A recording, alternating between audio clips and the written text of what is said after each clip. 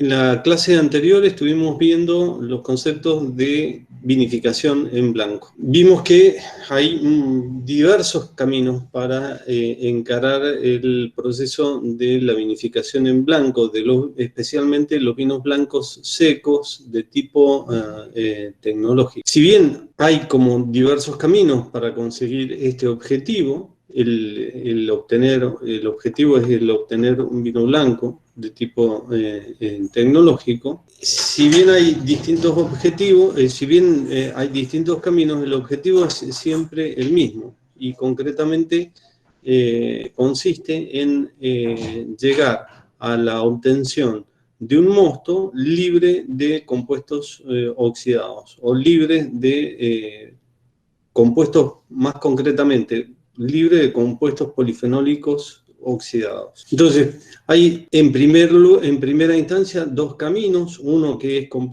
completamente anaeróbico, en donde se utiliza el anhidrido sulfuroso, donde se prensa rápidamente, se obtiene el jugo, tratando de obtener la menor cantidad de compuestos polifenólicos mediante el uso de anhidrido sulfuroso, de gases inertes, y este jugo, una vez obtenido, se preserva el contacto con el oxígeno y de esta manera se evita la oxidación. Otro camino completamente diferente, que se encuentra, podríamos decir, en las antípodas, en la vereda opuesta, dicho de otro modo, es el de la hiperoxidación, donde independientemente de los compuestos polifenólicos obtenidos, siempre se trata de que sean pocos, pero independientemente de estos compuestos son oxidados y luego eliminados del medio por un método que es el de la flotación. Entonces acá ya estamos viendo cómo a través de diferentes caminos llegamos finalmente a la obtención de lo mismo, que es un mosto libre de compuestos oxidados. Una vez obtenido este mosto, si se siguió el primer camino, el método reductivo, a este mosto está turbio, entonces hay que limpiarlo. Y para limpiarlo hay como distintas alternativas de desfangado. Una de esas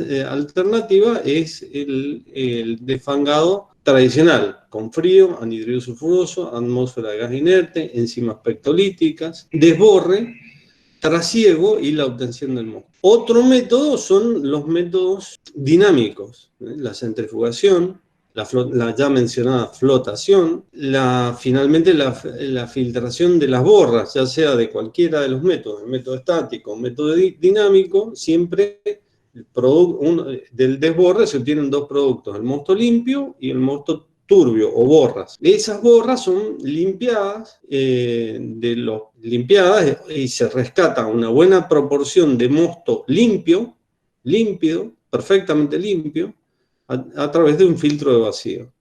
Y finalmente tenemos como subproducto la borra, que directamente se manda ya esta borra separada por el filtro de vacío, es una borra prácticamente seca, se manda a destilería o algún otro tipo de uso. Bueno, muy bien, el hecho de limpiar los mostos tienen una serie de ventajas, pero fundamentalmente esas ventajas se evidencian en el aroma de los vinos. Y además, después, en otras características de tipo organolépticas, como es el color, el sabor, fundamentalmente se van a exaltar los colores más pálidos y más atractivos, y sabores o aromas que se perciben por vía retronasal, es decir, a través de la boca, en el fondo del paladar, se van a percibir más aromas de tipo frutales, menos aromas de tipo herbáceo, es decir, se van a obtener vinos de mejor calidad. Bueno, obtenido de esta manera el mosto ya perfectamente límpido, sin ningún tipo de notas oxidadas, está listo para iniciar la etapa fermentativa. Antes de todas maneras iniciar la etapa fermentativa, siempre va a ser importante las correcciones inmediatamente previas a la fermentación alcohólica, Y esas correcciones, ligeros toques, cuanto menos mejor, pero si hay que hacerlos, se hacen.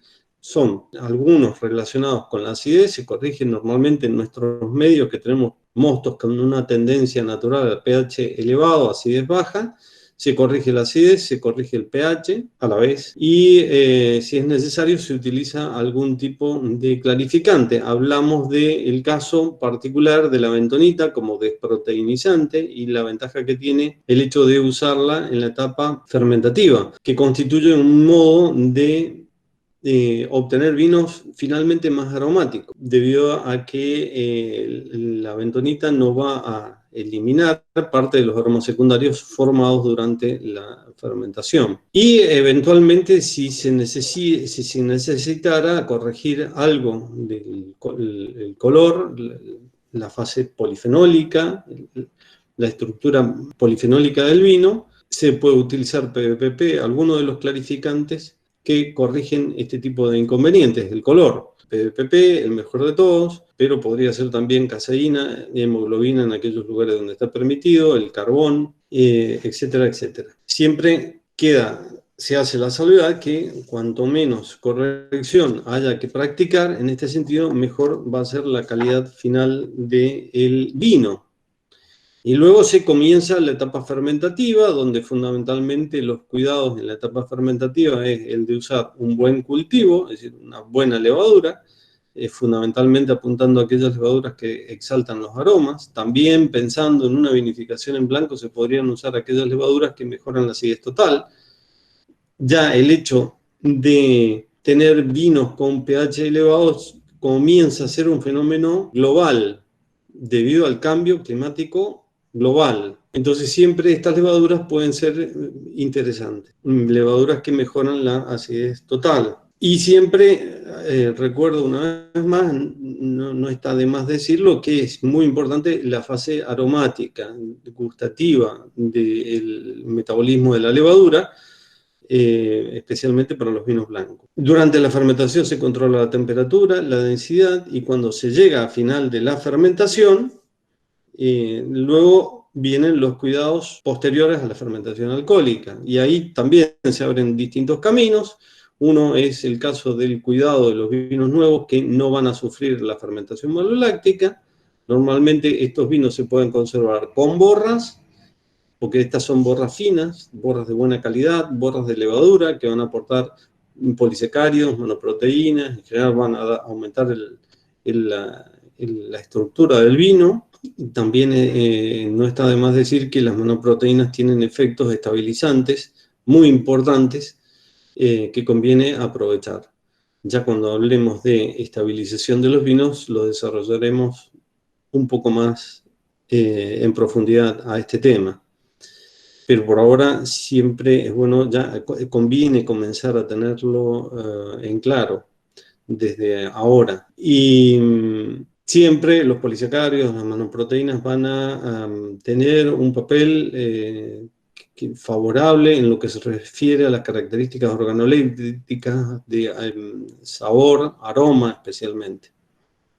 Son partículas coloidales que están asociadas a moléculas aromáticas, por tanto siempre van a ayudar a contribuir a exaltar los aromas. Bien, eso es el caso en que los vinos se conserven con sus borras finas. Hablamos del batonnage, hablamos de la importancia de mantener las borras siempre en suspensión para homogeneizar el RH de los vinos. Si en cambio se elige o por necesidad hay que limpiar rápidamente el vino, se trasiega y se separa incluso de sus borras finas, se puede centrifugar, filtrar y ya empezar el acondicionamiento para el fraccionamiento de un vino blanco. Por el contrario, si hubiera necesidad de realizar una fermentación maloláctica, se conserva con sus borras, porque las borras son muy ricas en nutrientes, especialmente en nutrientes a base de aminoácidos, y estos aminoácidos contribuyen a la correcta realización de la fermentación maloláctica porque son fuentes de son fuentes nutricias para las bacterias lácticas, que son las encargadas de realizar la fermentación maloláctica. Terminada esta fermentación maloláctica, vuelve el mismo concepto. Los vinos se pueden mantener sobre borras y en ese caso realizar los batonnage, o mantener libre de borras. Y siempre que el vino es separado de sus borras, es muy importante, siempre, siempre, en el caso de los vinos blancos, la corrección del anhidrido sulfuroso libre. Anhidrido sulfuroso libre en dosis de 30 miligramos por litro de anhidrido sulfuroso libre, o en su defecto, y más preciso todavía, 0,6 miligramos por litro de anhidrido sulfuroso activo. Y de esta manera los vinos son conservados correctamente en el tiempo. Finalmente, una variable importante a controlar durante la conservación de los vinos es la temperatura. No solamente los vinos blancos, sino todos los vinos, pero especialmente los blancos, es decir, la temperatura baja en el orden de los 10-12 grados centígrados contribuye a mantener la integridad biológica, la integridad aromática, podríamos decir, el potencial aromático y gustativo de los vinos blancos, cosa que es muy importante. Bien, y finalmente, entonces, y de este modo, ya llegamos a la finalización de lo que es la fase post-fermentativa de los vinos blancos. De vinos blancos tipos tecnológicos. Hemos llegado aquí al final de este concepto. Pero existe después también otro tipo de vino, completamente vino blanco, completamente distinto a estos vinos blancos, secos, tipos tecnológicos, que son los vinos varietales. ¿Qué tienen de distinto los vinos varietales respecto de los vinos blancos, secos, tipo tecnológico? Tienen de diferente que estos vinos fundamentalmente están orientados a la obtención de vinos que recuerdan la variedad de la cual provienen. Es decir, que en los vinos blancos tipos varietales, el vino que proviene de la variedad Chardonnay se intenta que recuerde a esta variedad. El del Sauvignon Blanc que recuerde a Sauvignon Blanc, el de Torrontés que recuerde a Torrontés riojano, el Moscatel al Moscatel, dependiendo del tipo de moscatel de que se trata, y así sucesivamente. Entonces es muy importante la correlación perfil aromático del vino con el de la variedad. Y esta es fundamentalmente, digamos, la gran diferencia que presentan estos vinos respecto de los que hemos visto anteriormente. Entonces, hay como dos conceptos que hay que tener en claro. Primero, y es que se trata de realizar la extracción de estos aromas mediante técnicas físicas. ¿Cómo vamos a obtener estos aromas? Mediante técnicas físicas. Esto que están viendo en el apunte acá. Esto en primer lugar. Y en segundo lugar, vamos a tratar de exaltar estos aromas, de hacerlos más evidentes mediante diferentes métodos. Fundamentalmente el método de exaltar esos aromas gracias al trabajo que realizan las levaduras. Ahora vamos a explicar lo primero, el primer concepto, es decir, cómo vamos a captar esos aromas tipos varietales mediante técnicas físicas. Eso se va a realizar mediante una maceración pelicular. Se puede realizar mediante una maceración pelicular. También esto que tienen ustedes acá en el apunte, la maceración pelicular. También se podría realizar mediante la supraextracción o la crioextracción, que explicaremos inmediatamente después de la maceración pelicular. ¿En qué consiste la maceración pelicular? La maceración pelicular consiste en realizar en condiciones controladas el contacto del mosto con el ollejo de la uva, con el fin de extraer los aromas de la uva y también no solamente los aromas primarios de la uva, sino también sus precursores aromáticos, que se encuentran también localizadas localizados los precursores aromáticos en las células que se encuentran inmediatamente debajo del ollejo de la película. Entonces ya nos vamos acercando al concepto de la maceración pelicular. La maceración pelicular consiste, repito una vez más, en poner en contacto el mosto, la parte líquida, con el ollejo, con el objeto de extraer de esta zona del grano de uva los aromas primarios y los aromas secundarios. Los aromas primarios son aquellos que recuerdan inmediatamente a la variedad. Los precursores aromáticos son aquellos que después van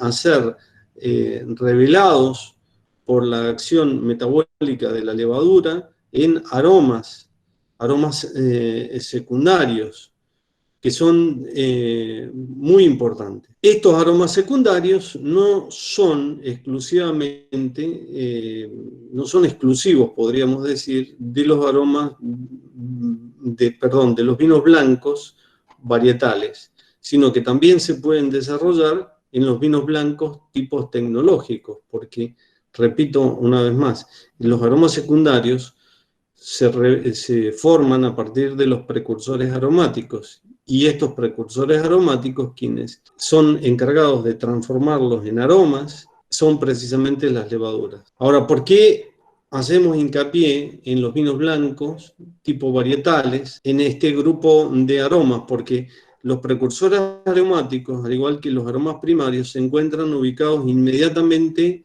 por debajo del ollejo. Y como en la vinificación de vinos tipo varietales se realiza una maceración pelicular, es decir, se pone en contacto el mosto con el ollejo, se facilita su extracción. De modo que en una vinificación de tipo blanco varietal, se espera que haya una mayor concentración de precursores aromáticos en primera instancia.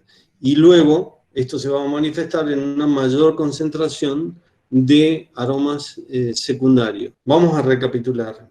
Entonces, en un grano de uva variedades tipo, en este grupo podemos encontrar, por mencionar algunas, al Chardonnay, al Sauvignon Blanc, al Torrontés riojano, al Riesling, etcétera, etcétera. Es decir, son estas variedades muy conocidas porque le dan nombre a los vinos del cual proceden estos mostos, ¿no? Estos son los aromas, los vinos varietales. ¿Y cómo vamos a realizar, cómo se realiza esa maceración pelicular para poder extraer estos aromas? Como ya dije, repito una vez más, se pone en contacto el mosto con el ollejo. Es decir, que ni bien llega la uva a la recepción, a la bodega, se despalilla, se separa el grano del escobajo y la uva es abierta. Acá es necesario abrir el grano para liberar el mosto. Esto es fundamental porque si no, no hay maceración pelicular. Y la vendimia, la pulpa, la semilla, el ollejo y el mosto, todo junto, puesto en una cuba de maceración. Una cuba de maceración, ya lo hemos visto, es una vasija binaria que tiene posibilidades de realizar una maceración, un contacto íntimo de todos estos elementos ya mencionados, y luego tiene la capacidad de separar el mosto de las partes sólidas. El mosto va a ir finalmente, después de la maceración, a un desborre previo a la fermentación, cosa que ya vimos, desborre previo que se puede hacer en forma estática y dinámica, ya lo vimos, y las partes sólidas después van a ir a la prensa para obtener un mosto prensa a partir de estos compuestos sólidos. Compuestos sólidos que son, repito una vez más, la pulpa, la semilla y el ollejo. El mosto obtenido de este prensado luego también va a ser destinado a un desborre previo a la fermentación. Pero van a tener los mostos destinos diferentes. Ambos van a ser vinos varietales porque proceden de una maceración pelicular, pero con calidades distintas. Obviamente que el vino de prensa va a tener un mayor contacto con los compuestos polifenólicos que el vino que se obtiene de la cuba de maceración por libre escurrimiento, es decir, sin ningún tipo de presión. Esta cuba en donde se realiza la maceración puede ser una misma prensa neumática, si se dispone de una prensa neumática puede ser una prensa neumática. Pero como estos son equipos caros, normalmente en las bodegas se dispone una cuba, una o varias cubas de maceración. Y ya explicamos que estas cubas de maceración suelen ubicarse en la parte superior de las prensas, allí se macera, luego se separa el jugo de las partes sólidas y las partes sólidas son destinadas al prensado. Bien, ahora vamos a hacer un análisis. Este es el concepto de la maceración pelicular. ¿Por qué se llama maceración pelicular? Porque la película, el ollejo, es puesta en contacto con el mosto. ¿Todo es bueno en la maceración pelicular? No, no todo es bueno en la maceración pelicular. Esa es la respuesta. Hay un contacto de la parte líquida con la parte sólida. Por tanto, en la parte sólida hay cesión de ciertos compuestos que ya hemos visto anteriormente que no son del todo buenos, concretamente los compuestos polifenólicos, la cesión de minerales, etcétera, etcétera. Vamos a tratar de analizarlos uno a uno para luego sacar algunas conclusiones. Entonces, en la maceración pelicular se coloca en contacto, como dije ya reiteradas veces, el mosto con el ollejo, por tanto, el mosto tiene contacto con el ollejo. En el ollejo están los aromas primarios, los precursores aromáticos, pero también los compuestos polifenólicos. ¿Estos compuestos polifenólicos son algo deseado? No, no lo son. Pero la maceración pelicular, en primer lugar, se realiza a baja temperatura. ¿Qué temperatura? Una temperatura comprendida entre 4 o 5 grados centígrados y no más de 15 grados centígrados. En la bibliografía van a encontrar hasta 20 grados centígrados, pero eso es en países fríos. En países cálidos como el nuestro, los países del hemisferio sur se pueden considerar todos como países cálidos, conviene no superar la temperatura de 15 grados centígrados en la maceración pelicular. ¿Y qué tiempo? Bueno, puede ir de 4 horas a 20 horas. Y la temperatura está en relación inversa al tiempo, es decir, a mayor temperatura, menor tiempo. Es decir, que si la maceración es a 15 grados centígrados, bueno, el tiempo probablemente con toda seguridad, hay que acortarlo, es decir, 15 grados no más de 4 horas de maceración pelicular. Si la temperatura es muy baja, 5 grados, bueno, puede extenderse la maceración pelicular a unos 20 grados, 20 horas, sin problema. 15 grados de temperatura, 4 horas. 5 grados de temperatura, 20 horas. Y todas las posibilidades que hay intermedias. Al mismo tiempo, y para evitar inicios de fermentación, en la maceración pelicular se utilizan gases inertes para evitar la oxidación. Se utiliza el anhidrido sulfuroso para evitar la oxidación y para evitar el inicio anticipado de la fermentación alcohólica. Entonces es muy importante trabajar con frío, con anhidrido, sin oxígeno, son condiciones indispensables para lograr una buena maceración pelicular. Bueno, entonces dicho esto, hemos repasado así rápidamente cuáles son las variables que hay que manejar en una maceración pelicular. La vendimia va a una cuba de maceración pelicular a baja temperatura, se controla el tiempo, se controla el oxígeno, se elimina el oxígeno, se agrega anhidrido sulfuroso, si es necesario se agregan enzimas pectolíticas para facilitar el intercambio y fundamentalmente la atención tiene que estar puesta en la obtención de aromas, en evitar la extracción de compuestos polifenólicos. Vamos a tener que prestar mucha atención a los niveles de acidez, cómo varían los niveles de acidez. Vamos a tener que prestar mucha atención a la disolución de los polióxidos polióxidos ácidos o polióxidos neutros, ahora lo explicamos, cómo varían la disolución de los compuestos nitrogenados y, por supuesto, la disolución de los aromas libres y de los aromas ligados. ¿Cómo vamos a evitar la disolución de los compuestos polifenólicos? Y bueno, mediante estas acciones que acabo de mencionar. Se baja la temperatura, por tanto, los procesos difusionales se disminuyen. Se elimina el oxígeno, por tanto, la oxidación de los compuestos polifenólicos de esta manera lo vamos a evitar. Hay que tratar de evitar el movimiento de la vendimia, porque el movimiento facilita la disolución de los compuestos polifenólicos. Es absolutamente importante que la fermentación esté perfectamente controlada, es decir, que no haya ningún tipo de inicio de la fermentación alcohólica. ¿Por qué? Porque los compuestos polifenólicos son fácilmente solubles en alcohol y difícilmente solubles en agua.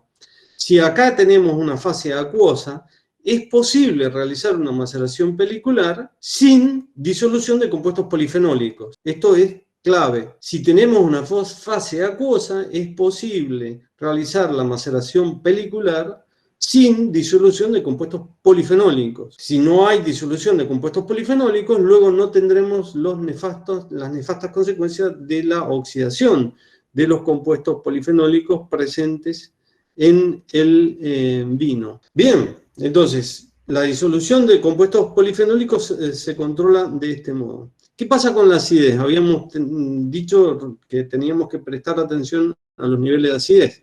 En los ollejos, además de estar los precursores aromáticos, los aromas primarios y los precursores aromáticos, del cual devienen los aromas secundarios, hay minerales. El potasio en nuestro medio es el que se encuentra, y prácticamente en todo el mundo, en mayor abundancia. Ese potasio va a ser cedido al medio en mayor cantidad, en términos comparativos, que si no se hiciera una maceración pelicular. Por tanto, ese potasio cedido al medio va a neutralizar la función ácida del ácido tartárico. Teníamos antes ácido tartárico, luego vamos a tener bitartrato de potasio, porque el átomo de potasio ha salificado la función tartárica. Por tanto, la acidez va a disminuir. ¿Cuánto va a disminuir la acidez? Depende mucho de la metodología, del modo en que se realice el proceso, pero esa acidez puede variar entre 0,5 a 1,5 gramos por litro medido en ácido sulfúrico. La acidez total medida en ácido sulfúrico es igual a aproximadamente 1,5 más, si uno multiplica por 1,5 pasa de acidez sulfúrica a acidez tartárica. Aproximadamente. Entonces, si estamos hablando de 0,5 a 1,5 gramos por litro, que es lo que puede llegar a caer la acidez total, quiere decir que expresado en ácido sulfúrico, expresado en ácido tartárico, vamos a estar hablando de un 0,75 a 2 gramos y medio de caída de la acidez total expresada en ácido tartárico. En todo caso, habrá que medirlo. Y si es necesario, luego de hacer esta maceración pelicular, se puede corregir la acidez total y volverla al nivel adecuado. Pero ya se ve que para realizar este proceso es necesario cosechar la uva con un nivel de acidez total adecuado.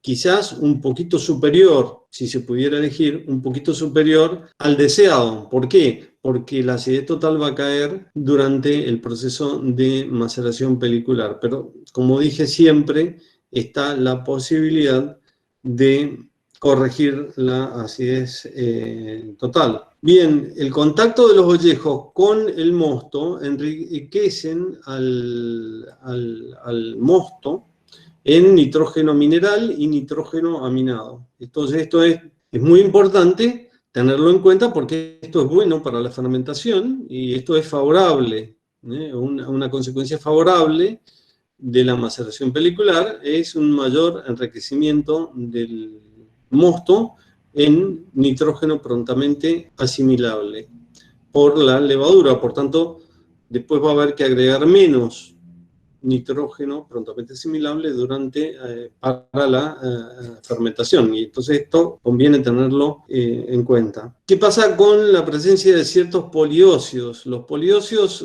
son se pueden dividir en poliócidos neutros, los azúcares. Los poliócidos ácidos son las pectinas. Hay un enriquecimiento tanto en poliócidos neutros como en poliócidos ácidos. Es decir, vamos a extraer un poquito más de azúcar y vamos a extraer un poquito más de pectinas. El mosto va a ser un poquito más rico en azúcar y un poquito más rico en pectina. A esto hay que tenerlo en cuenta a la hora de realizar el desborde previo a la fermentación. Si vamos a tener más pectina, habrá que agregar un poquito más de enzima. También es cierto que se puede agregar la enzima con más tiempo, por tanto tiene más tiempo para la acción. Y también es verdad que en la uva hay enzimas pectolíticas endógenas, que también se disuelven en mayor cantidad. Por tanto, esa mayor presencia de pectina puede ser neutralizada o pasar completamente desapercibida por el mayor tiempo que tienen las enzimas endógenas para actuar sobre las pectinas. Y por otro lado también el mayor tiempo que tienen las enzimas exógenas, es decir, aquellas que son agregadas, enzimas pectolíticas agregadas, para actuar y de esta manera eliminar, romper las cadenas pépticas. Bien, entonces, y por último, y esto es lo más interesante que tiene la maceración pelicular, que es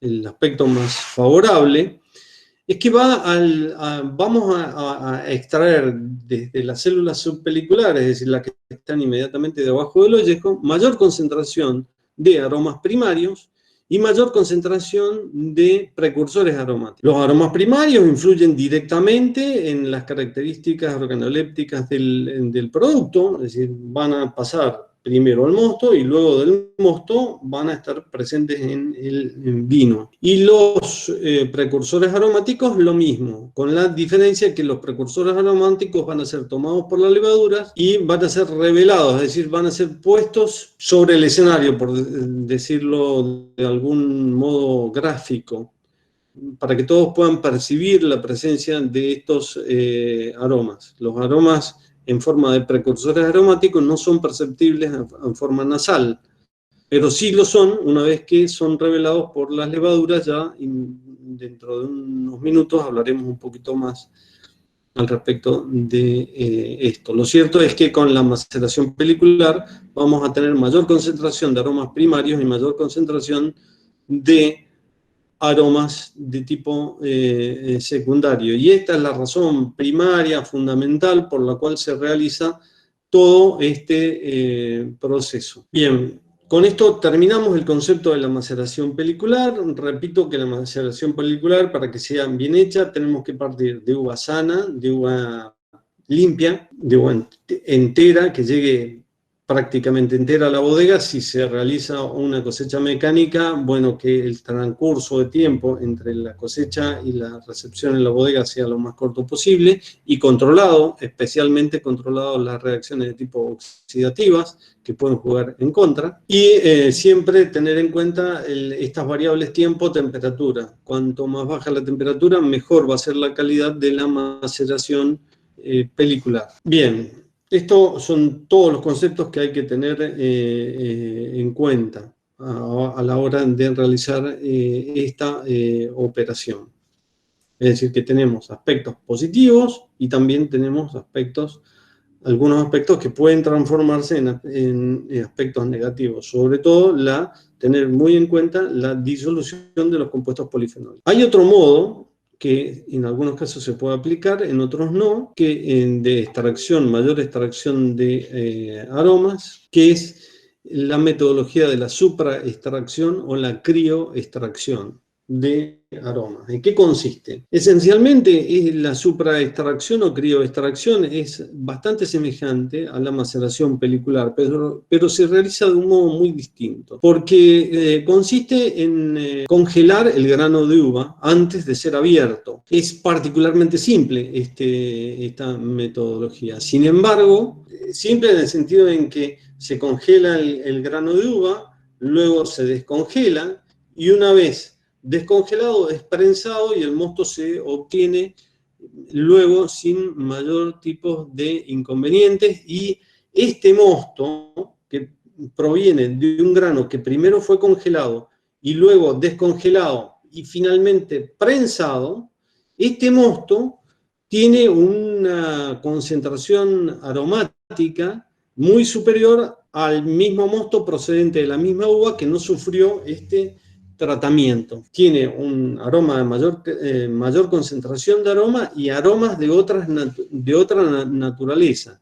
Es notable cómo esto se puede llegar a percibir, y de hecho los degustadores de vino lo perciben rápidamente. Ahora podríamos preguntarnos por qué ocurre esto que acabamos de mencionar, es decir, por qué hay mayor concentración de aroma, y no solamente aroma, podríamos hablar que hay también mayor concentración de todo lo que se encuentra en el ollejo. Hay mayor concentración de compuestos polifenólicos, mayor concentración de nutrientes en el mosto, mayor concentración de minerales, por tanto hay una neutralización de la acidez. Es decir, lo mismo que ocurre en una maceración pelicular clásica, ocurre en la supraextracción o en la crioextracción, pero casi de un modo instantáneo.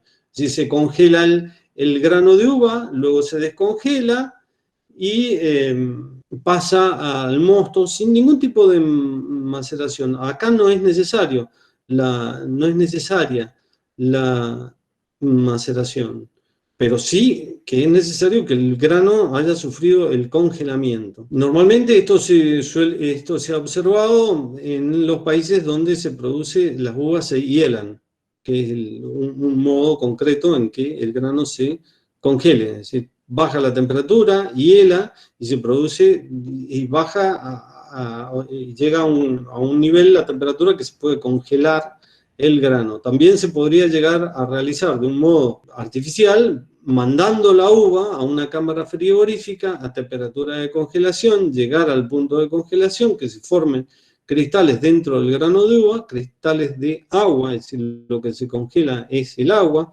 forma cristales puntiagudos, y esos cristales, al formarse dentro del grano de uva, van produciendo un desgarramiento del tejido interior dentro del grano de uva.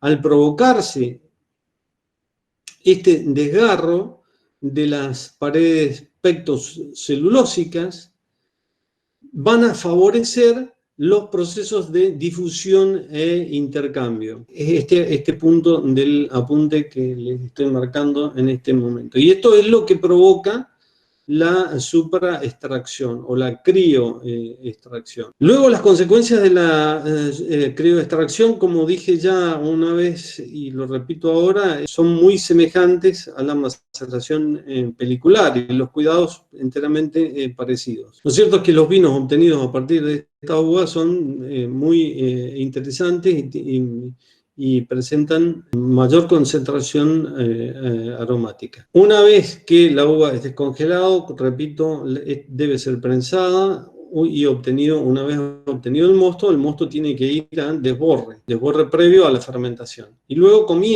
continúa con el proceso de fermentación, exactamente igual que para cualquier vino blanco, haciendo, como dije anteriormente ya también, hincapié en que la levadura que se utiliza es conveniente que sea una levadura que exalte los aromas primarios y los aromas secundarios. Bien, con lo dicho hasta acá hemos abarcado la mitad del concepto de los vinos blancos tipo varietales. ¿Por qué digo la mitad? Porque habíamos dicho al principio que para poder realizar estos vinos blancos varietales vamos a seguir como dos caminos. Por un lado, tratar de extraer más aromas mediante un proceso, podríamos decir, mecánico, o con una técnica física, la maceración pelicular, la crioextracción. Con estas dos técnicas tratamos de aumentar los procesos de difusión e intercambio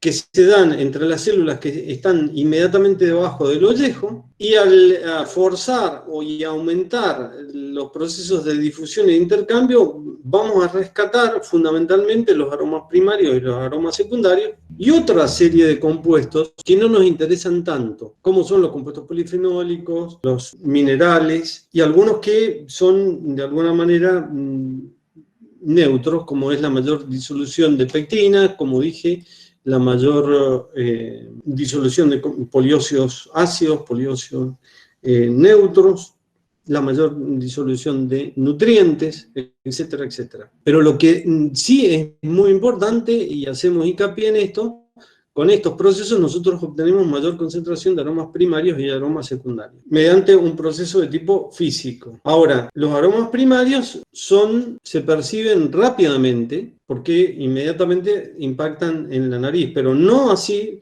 los aromas secundarios. Los precursores aromáticos de suyo no son perceptibles por el olfato. Entonces, es importante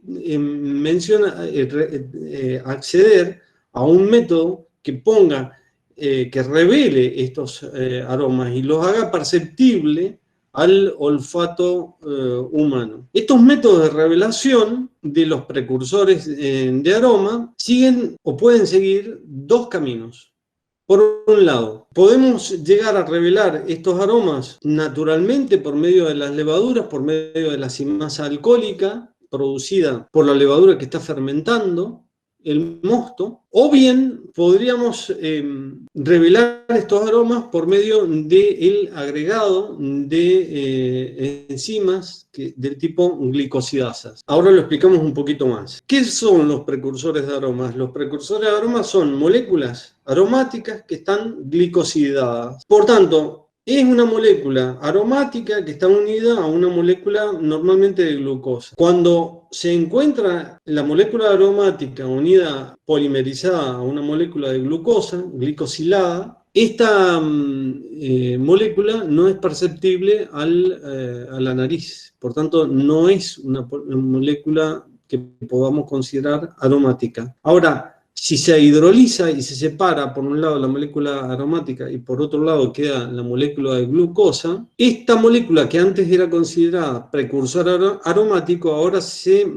revela como aroma. Y repito, esta acción hidrolítica puede ser biológica porque es la misma Saccharomyces cerevisiae que estamos usando para fermentar el vino la que se encarga de dejar en el medio un pool enzimático beta-glucosidásico que va a hidrolizar por un lado la glucosa, va a dejar por un lado la glucosa y por otro lado va a revelar el aroma. O también podríamos nosotros agregar una cierta cantidad de las mismas enzimas, no las mismas, son enzimas que uno compra en el mercado como beta-glucosidásica, se agregan y actúan revelando estos como reveladoras de aromas. Hay que tener en cuenta que normalmente estas enzimas con acción beta-glucosidásica que se pueden adquirir, se pueden comprar y agregar al mosto, esta enzima es inhibida por la presencia de glucosa. Por tanto, es conveniente agregarla luego, una vez terminada la fermentación alcohólica, porque de lo contrario no actúa. En cambio, la compleja acción de las levaduras, Saccharomyces cerevisiae,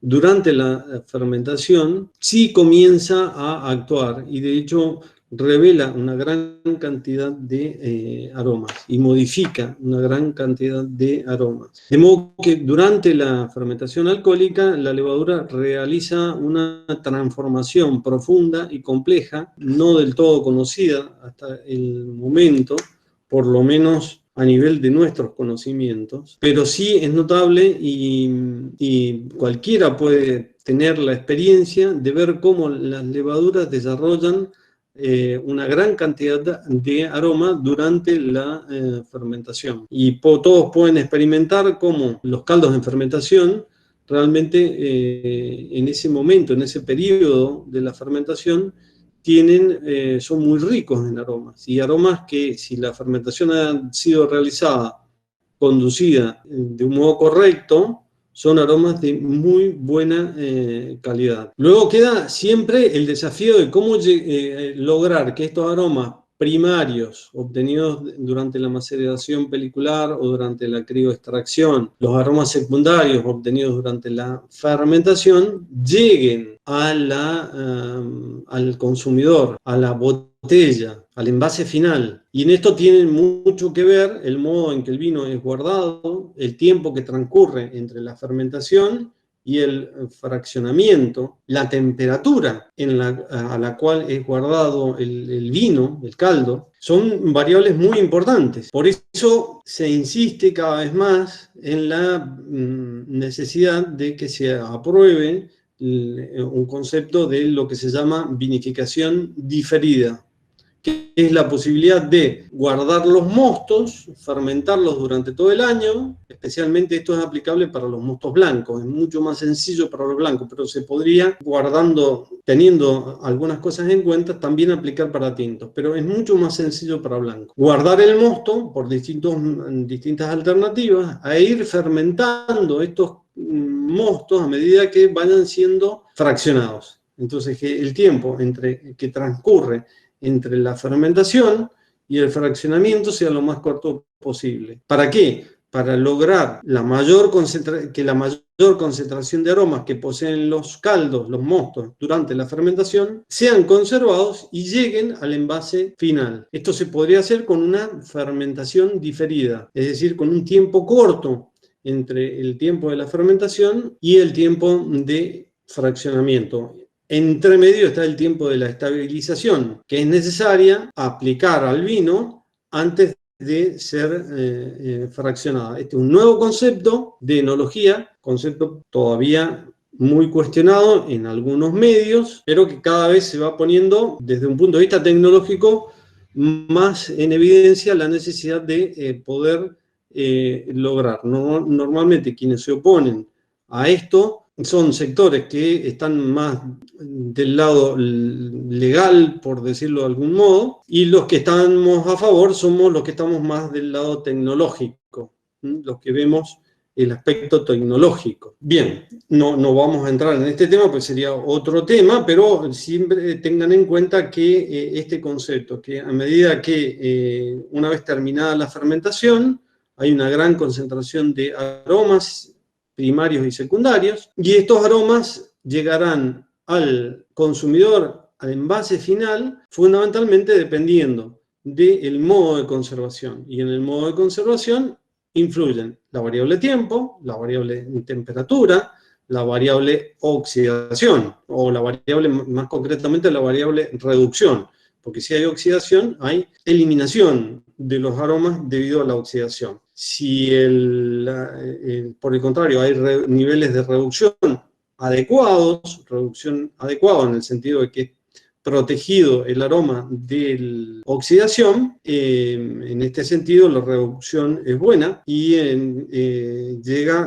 da posibilidad de que el aroma llegue al consumidor, al envase final. Asociamos consumidor con envase final, porque si no llega al envase final, jamás llegará a la copa del consumidor. Y como último concepto, tener en cuenta que el aroma de un vino es un gas que está disuelto en un líquido. El líquido es el vino. Por tanto, es muy importante el cuidado de esa tenue, fina disolución de los aromas en el vino. Si uno entra a una bodega, lo ideal sería no percibir aromas. ¿Por qué? Porque los aromas están disueltos en el vino y no se desprenden del vino. Cuando uno llega a una bodega y hay mucho aroma en la bodega, esos son aromas que se han desprendido del vino, están en la bodega, pero ya después no van a estar en el vino, porque se han perdido, se